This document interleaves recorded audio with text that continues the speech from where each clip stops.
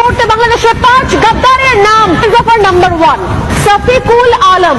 এই সফিকুল আলম বিটকয়েন, এই মুহূর্তে বিটকয়েন যার কাছে রয়েছে 93.06 93.04 অর্থাৎ টাকায় 1250 কোটি টাকা। সময় এসে গেছে দ্বিতীয় মির্জাফর, সেই মির্জাফর নাহিদ ইসলাম। কয়েনের সংখ্যা 204.64, 2500 কোটি টাকা। এই যে পরিমাণটা আমরা দেখতে পাচ্ছি স্বর্ণালী, এই টাকাটাই তার মানে নতুন বাংলাদেশের নতুন নৈরাজ্য সৃষ্টি করার জন্য ব্যবহার করা হবে।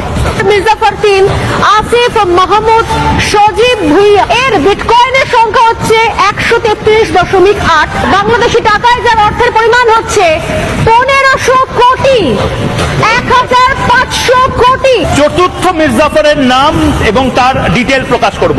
সাজ্জিদ আলম প্রায় 1000 কোটি টাকা তার অ্যাকাউন্টে ঢুকেছে বলে আন্তর্জাতিক সূত্র রিপাবলিক গ্লোবাল নেটওয়ার্কের যে সোর্স, সেই সোর্স বলছে। মির্জাফর নাম্বার 5 তালাত মাহমুদ রফিক 11.09 বিটকয়েনের সে মালিক, অর্থাৎ টাকায় বাংলাদেশি মুদ্রায় যার সংখ্যা হচ্ছে 120 কোটি।